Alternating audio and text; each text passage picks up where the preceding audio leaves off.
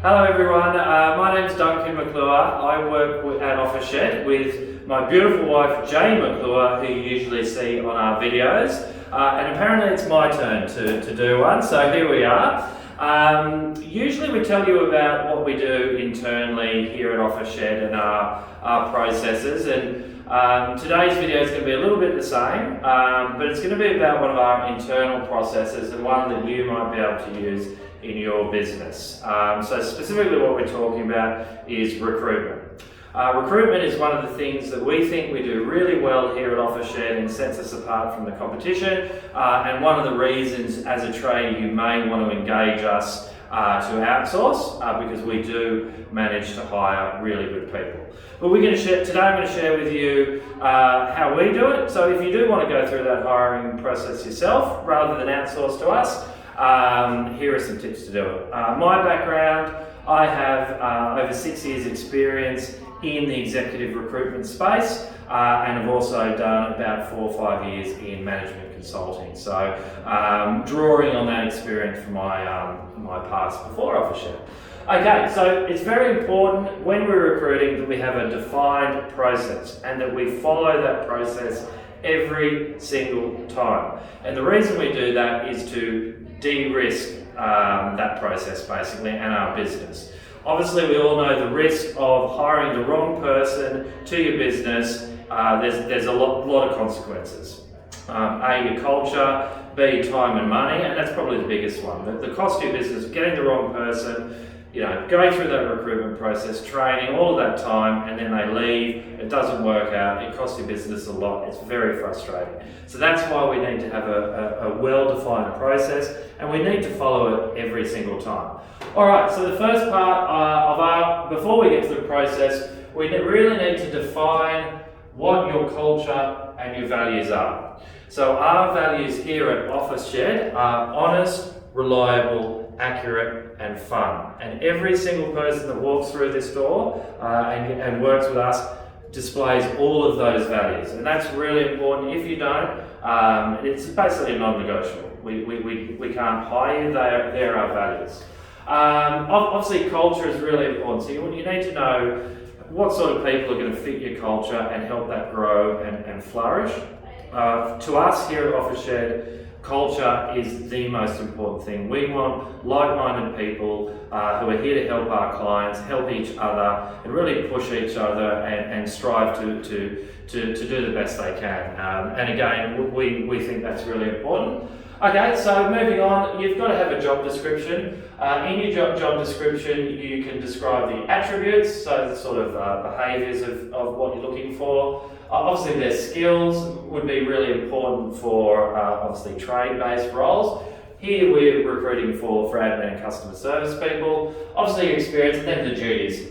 Put that in a nice document, you've got it ready to show any potential candidates. And obviously use as your basis for job ads, and etc. Alright, so next stage of the recruitment process is to advertise and tap into your networks. So the most recent hires we've done here have been through our networks, and that's probably your best source of candidates. So that's any of your colleagues, partners, suppliers, customers, employees, friends, whoever. Let everyone know that you're hiring. They may know someone. And a way to encourage recruitment through your networks is maybe to have a finder's fee, and that could be for your staff or for anyone really. So you will find top quality candidates through your own networks. Obviously the main way we all recruit is to advertise. Seek.com.au is the first place most people go to look for a job. So we've got to get our job ad up on there, but you can also advertise through Facebook or LinkedIn, industry sites or any number of places, but I would suggest Seek is number one for us here. And yeah, basically get into Seek, write a good job ad. So I haven't really detailed job ads here, so we'll leave that for another video. And then once we've got our ad up, we've tapped into our networks, we're going to start to see resumes come through, hopefully. Now, with resumes, we really want to give it a little bit of time that we've got some a mass of resumes to be able to judge the caliber of our candidates before we start to get into our interview process. The one caveat on that is if you get a red hot candidate that looks perfect for the job, do not muck around, do not delay. Good candidates will have other companies talking to them, and you want to secure their attention and their commitment to your role as quickly as possible. So that's the one caveat. If you have a red hot candidate, get onto it straight away.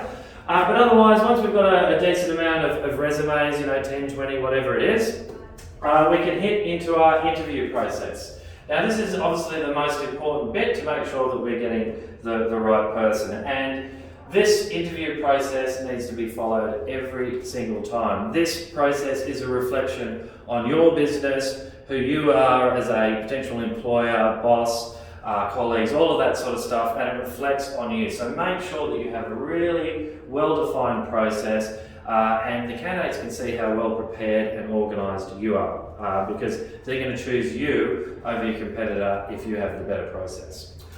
It doesn't always come down to pure dollars. Alright, so our process is basically a 7-step process. We follow it every time. We never stray from this. And the first step is to shortlist our candidates. So that's to review the resumes, and then obviously start to compile a shortlist of who we prefer candidates. Once you've got that, we move into the second stage, which is telephone screening. So this is where I would talk to a candidate about their work history. Where have you worked? Why did you leave? These sorts of things. So this is what most people will actually do in an interview. I do that on the telephone, and this is where you start to, because we can all just read that on their resume. So if you have a candidate that fits the bill, i.e. your job description, sounds good, sounds interesting, sounds like they might have what it takes, then book them in for a first interview straight away. Secure them, they know that you're committed to them as a candidate. You're now one of the options in their mind for those jobs that they're searching for. First interview, I would take maybe 3 to 6 people in that first interview process, and then want to move the top 2 candidates into a second interview. Now, in the first interview, I would use a behavioural or situational style questions, and these would be on a pre-prepared questionnaire for the job type that I've already made. So that's something you would do actually here in your process. So it's a questionnaire. Behavioural and situational questions are questions where you are looking obviously for situations or behaviours that they have displayed in their work history. So these are tougher questions that a candidate probably doesn't have a canned response ready for you. So an example might be, and I probably should have thought of one before the video, can you give me an example of a time where you faced a difficult customer in your role? What steps did you take to overcome the customer's objections, and how did it go? Something like that. So where you're looking for a specific piece of experience where your candidate has actually displayed the behaviours they're looking for. So they're going to have, if they don't, that's okay, and if they don't, they probably are not a candidate for you because they haven't experienced these important behaviours or situations that you're looking for in your candidate. So I think that's really important because you will find out the blaggers basically who've got the canned response. They can go through their resume, they've got everything pre-prepared. You're gonna catch them with questions they're not prepared for, and you're gonna find who's the real deal and who's not. So that's really important. I do that in the first interview. Now you might not need to go to a second interview depending on the size of your business, style of role, but we do that here. That's with myself, and then we go into a second interview with the boss, which is Jay, and then one of the managers. So in that interview, we're more looking for that cultural fit, and because we already know that they're suitable if they've made it past the first interview. So yeah, that second interview could be a mix of sort of looking at experience, skills, or tours of the office, this sort of thing. It's just to confirm what we've found in the first 2 stages of the interview with other people within the business.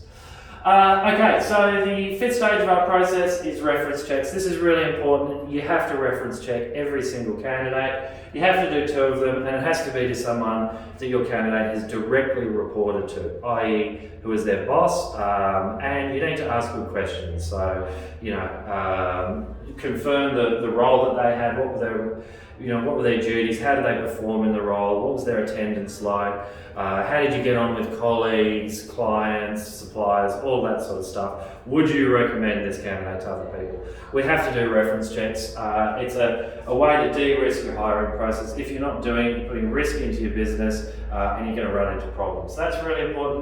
Never skip that step. And then the 6th step of our recruitment process is to do a psychometric profile. Again, I think this is another way to de-risk the process and make sure the candidates that are walking through the door are as closely matched to what you're looking for as possible. We test for accuracy, that's really important for us, and then we're looking for certain behaviours to reflect our values, to be strong customer service and resilient with tradies. So we are testing for that. If you don't meet all those criteria, then we won't hire you. Again, to de-risk our business and make sure we have the best staff that are going to make our culture stronger. And then obviously the final stage is offer. So we don't want to muck around with offers if we've got a good strong candidate. We want to make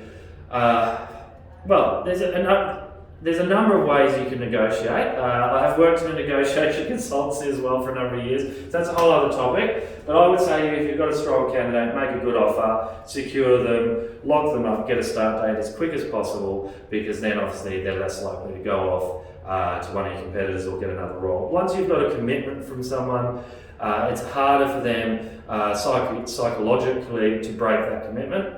So get that as fast as you can. Alright, so once we've locked them in with an offer, we're obviously going to have a start date, get contracts, letters of offers out there. You want them signed as quickly as possible. You want to make sure you have a strong onboarding process, because when your candidate or your new starter starts with you, again, you want it to reflect well on your business, that you're organised, that you're ready to train them. They can leave in the first week if you don't do that well. They can get other offers. Their resume's only just been out in the market. So make sure you're doing that really well. And then finally, because it's been a bit of a long video, sorry about that, is make sure you note important dates in your diary. Probation period is 6 months, so make sure you've got that in your diary and you're ready for it, because you may need to manage that candidate's performance throughout that probation period. And that's basically how we do it. Hopefully that's been helpful for you. Any of our tradie mates need a hand with recruitment, give me a call, always happy to help. Or of course, you can outsource and get access to our brilliant candidates. See you later.